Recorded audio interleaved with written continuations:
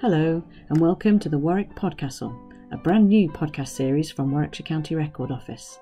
In this series, we'll be talking about our exciting project to complete the cataloguing of the Warwick Castle collection, which was started by the castle's estate agents in 1845, continued in 1901 by a local clergyman, continued again in the mid-20th century by Lord Brooke's librarian, and finally taken up again by Record Office staff in the late 1970s when we purchased the collection. There is still some work to do, however, and archivists Amanda Williams and Laura Orriss will be spending the next 4 years finishing this mammoth task. We'll be following their progress over the course of the project, but they're here today as work is just beginning to tell us something about the collection and what they expect to encounter over the next 4 years. If you are enjoying our theme music, by the way, it also comes from the archive of Warwick Castle and is played by the brother of Adam Bushakayevich, who regularly uses the Warwick Castle collection in his research. You can read more about Adam's discovery of this composition in the archive and his theories about the composer on the Our Warwickshire website, link in the description. Thanks to Adam and his brother for letting us use their recording of this piece. Now, on with the podcast. So, Amanda, can we kick off with you? Tell us a bit about you and your connection with the collection. I've been an archivist now at Warwickshire County Record Office for 18 years, and probably surprisingly, very little actual hands-on with this particular collection. So there are certain records that I know very well that are generally well known, but other than that, probably not very much. And in fact, what I would say about this particular collection is that when we do get inquiries about it, or if I'm sitting in the search room and trying to help somebody with it, I have a total fear when they ask to look at the catalogue or ask about a particular document where we're going to need to look at the catalogue, because although some of the records do appear on what was once called Access to Archives, the A2A online catalogue that the National Archive put together many years ago and has since been taken into Discovery. Although that's there, that doesn't cover the entire collection. So if we can't find anything on there, we have to resort to this massive paper catalogue, which is totally daunting. And I still don't know to this day how it's arranged. And is that part of the problem? Is that because so many hands have been at work that we don't have a single source of information to go to? I think it's part of the problem, certainly. I think there's been several attempts over the years, as you mentioned at the beginning, of different people cataloguing the records. I also think with a different viewpoint, maybe a different end point to what they want to do with the collection. So what they and how they would catalogue it isn't how we would do it now. There are certain things that we would want to bring to the fore. We would perhaps use a slightly different format.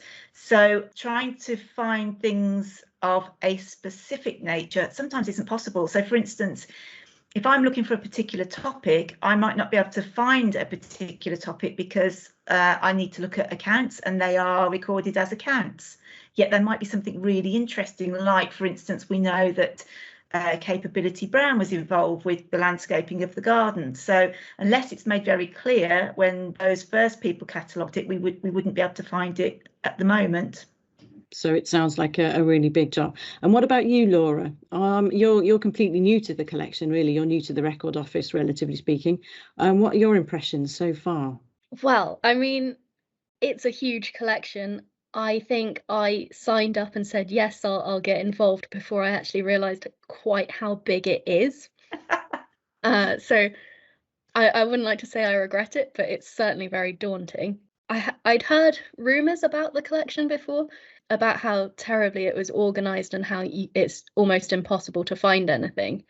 And rather naively, I thought it can't be that bad. But it and now having had a small amount of time to look at it, I don't know how anyone coped with it all these years, to be honest. An interesting perspective. Thank you. And so, bearing in mind what you do know so far, what can you tell us about the collection? What kind of records does it contain? Okay, so if we take a look at the collection, what we have to very much bear in mind is that this isn't called the Warwick Castle collection. It's not called the Earls of Warwick collection. It's called the Greville family of Warwick Castle. And that's very much what this collection is about. So if you go in thinking, like I did, that this is going to give you so many records about the medieval Earls of Warwick, then you're going to be disappointed, as I was, I have to say, because this collection is really about the Greville family. At the moment, having had a quick look at it over the last few weeks, these records cover it they do go into the medieval period, but they're mainly manorial court records. So the medieval stuff is manorial generally. There's the odd charter of one or two Earls of Warwick. So we have the very early charter, which we used to think dated to somewhere around 1119, but we found out later doesn't. And then, as I say, these manorial records, we've got records of the family. Perhaps, Laura, you'd like to say a little bit more of that? It's a really quite a big mix of what there is for certain people. I mean, there's definitely more for the more recent Grevils, but there's sort of like the odd thing here and there that you might not necessarily expect. So like there's a passport, which is quite interesting. And I would also say that this collection isn't just about Warwick, that, there's a lot of people that might think, well, this is just about Warwick. It really isn't. The Earls from, and I'm saying Earls, you also have to be a bit careful because the people that owned Warwick Castle weren't always Earls. So we have the Lord Brookes, for instance, they weren't Earls. The earldom is bestowed on them at different points in time coming through history. So you have to be a bit careful about that. So if we talk about the Grevilles, there are some sort of quite interesting characters that played major roles in different points in history. So, for instance, Fulk Greville, because he played such an important part in the court of Elizabeth I, we have the Marine Causes account books. So basically, that means he was treasurer of the Navy as it was during the late part of Elizabeth's reign. So that's nationally important records. On top of that, we've got records of that will involve, in some way, probably not directly, maybe a little bit more indirectly, but of the Civil War. The Lord Brooke of the time was a parliamentarian. He was surrounded by other families that were royalists, so I think he was possibly a little bit different to the other landed families around him. He certainly seems to have fortified the castle to an extent. I mean, it's a castle, so it was already a fortified building, but he does more work to fortify the building during the Civil War. There certainly was a siege of the castle, and the siege was unsuccessful. The castle held out, and that's Lord Brooke behind that. He's killed actually quite early on, I think, at Lichfield. And as I say, so there's different earls that are appearing at sort of earls and lords of Lord Brooke. And I expect that we're going to uncover, and I'm hoping we will uncover, all sorts of things as personal papers, as I say, a lot of estate records. So we're hoping to be able to uncover different bits of the history of the estate. The estate doesn't just cover Warwick. We're talking Warwickshire. They had lands all over the place, but we're also talking beyond Warwickshire. So there's places in Somerset, for instance. And as I mentioned, the Marine Causes, they're nationally important. That's something that I think a lot of people would get really excited about. So we're looking at a huge amount of material. And then it brings us right down to people like Daisy, Countess of Warwick, her personal papers. She was, I think we would call it, I hope I'm not being rude in calling her a champagne socialist. So there's records of her involvement in all sorts of different things. It's an exciting collection. It very much sounds like it, and important to point out that it isn't just Warwick based as well, despite the castle being in the town.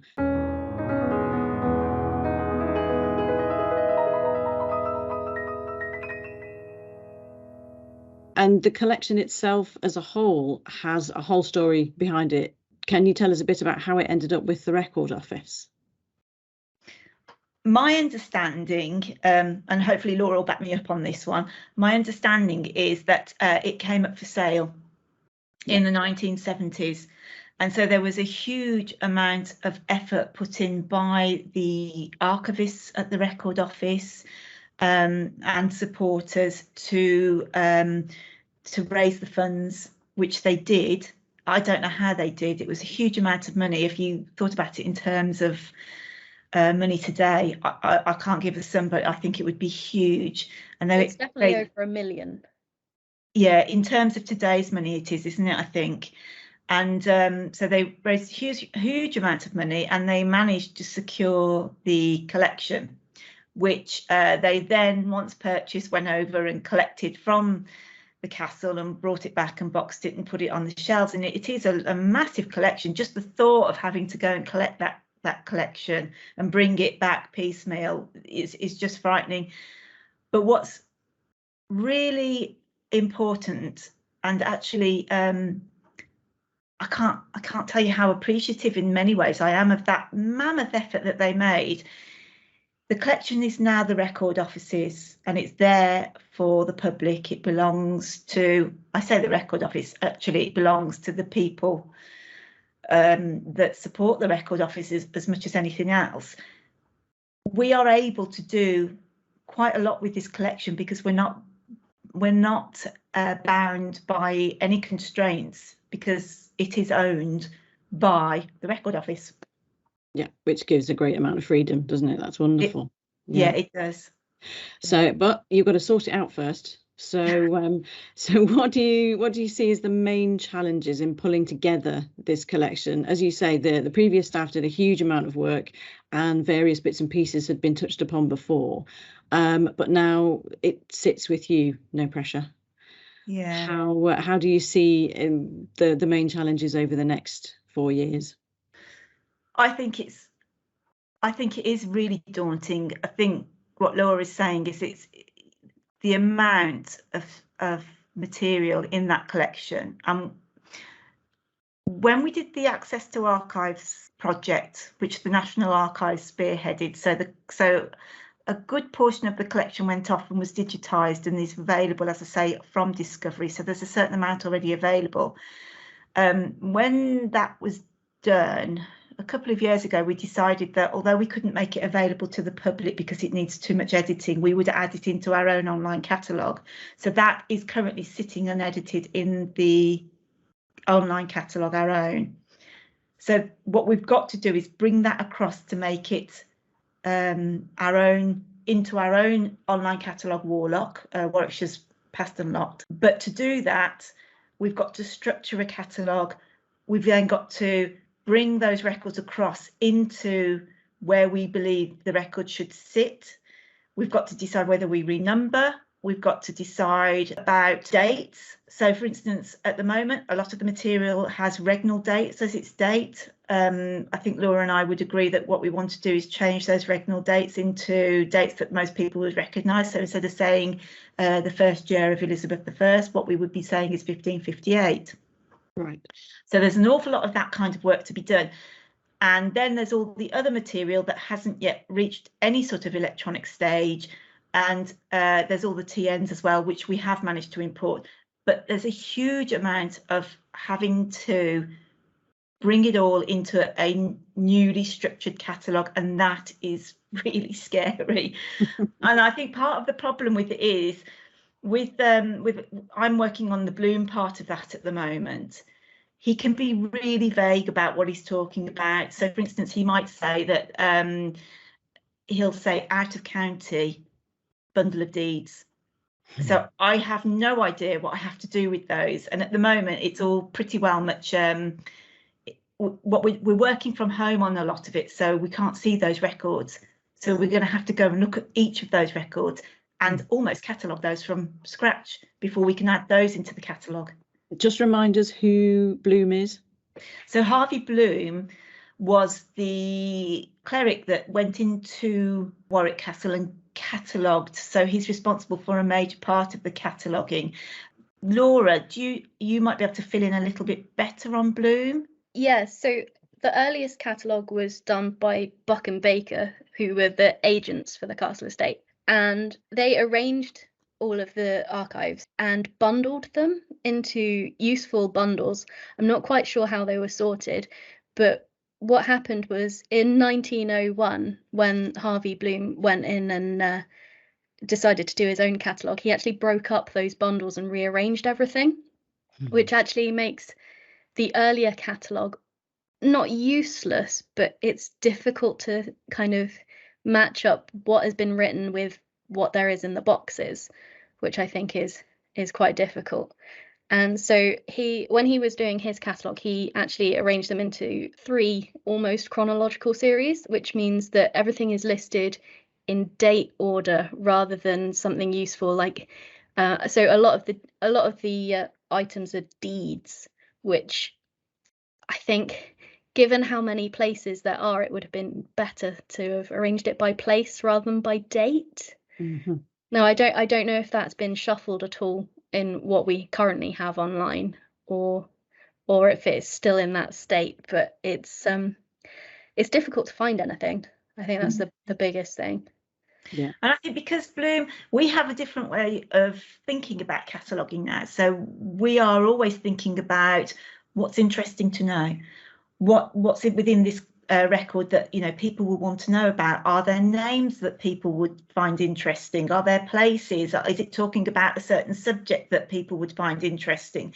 And I don't think back in the day Bloom was doing a good job as far as doing a cataloguing job could be done during the 19th century, but our thinking as archivists has changed. Our profession has revisited certain things, so that my view is that there is so much more that we can get out of those records.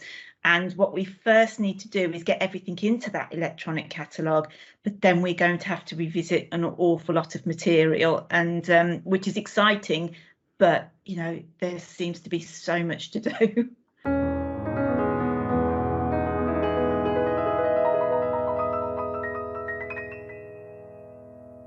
That kind of takes us on to the next question, which was what are the advantages of this project? We've already got a number of catalogues. We know a lot of what's in the collection already. Why are we putting so much effort into doing it again?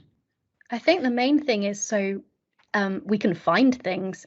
Yeah. So if anyone's interested in a particular place or person, we'll be able to find it. So one of the things that we're doing is with people's personal records, we've actually set up a series of authority files, which means if you're looking for a particular person and their own personal papers, whether it's diaries or letters or anything like that, what we are going to be able to do is pick out those things from the catalogue, and they'll all be linked up. So if you're interested in a particular person, you can see all of their things in one go, rather than having to sift through lots of different things, because at the moment everything's sort of scattered everywhere, so you can't find what you're looking for easily. I think is a big problem at the moment. With you. So that's going to be a huge improvement. If you can just break down what an authority file is. Yeah, so we're going to have in the catalogue basically a page for each notable person that we have records for. And so this would give their name, but also any alternative names that they're known by. So, for instance, Daisy wasn't actually called Daisy, she was called Frances. So you would be able to search for either of her names and the same page will pop up. And then on that page, there'll be a history of the person. So just an overview of just a small history of their life. But then on that, you'd be able to click through, and then there would be a list of every single record relating to that person. Right. Which would make it a lot easier for historians if they're interested in a specific person, at least. It's certainly one way of looking through, one way of accessing the collection. Yeah. So is it daunting at all to be working on this collection? We kind of got the impression that it might be. Yeah, I think because it's such early days and there's so much of it. And as I say, what we've been looking at so far, we know there's more that a lot of the records can give. It seems an awful lot of work to do. And I mean, one of the things I think we both agree that we would like to do is we've always centred around sort of the Earls of Warwick, the owners of Warwick Castle, the male owners of Warwick Castle, really, with the odd exception. And what we'd like to do is to try and draw out more of those people that were involved in the castle for whatever reason, whether they were a servant, a tradesperson, whether they were working for the Grevilles, the wives, the daughters. We would like, hopefully, to pull out more of that kind of material, because we know that there are wage books and we know the account books will mention a lot of people. And it'd be nice to see what people were doing, you know, what were they responsible for? So there's an awful lot of things that we suspect will be in there. That's incredibly exciting. But yes, the word is definitely daunting. Any thoughts, Laura? What are you particularly concerned about? Well, I mean, I've already said that it's daunting in the beginning. I think the biggest concern is obviously we only have 4 years to do it, and it's so big that what I really don't want to happen is for us to only get halfway through and then obviously not finish, because it is so big.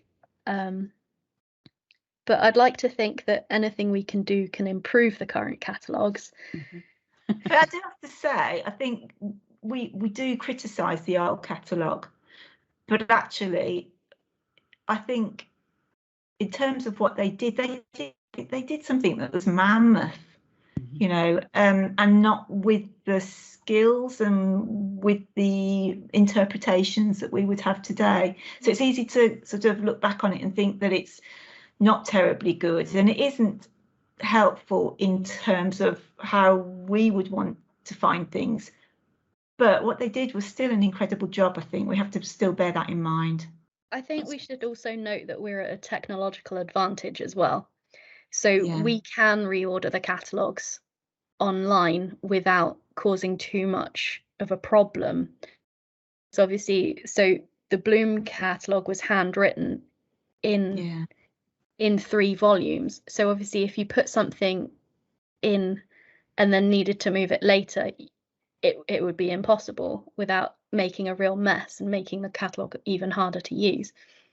I mean, same with the Buck and Baker catalogue. That's amazing. It's amazing to think of doing it that way.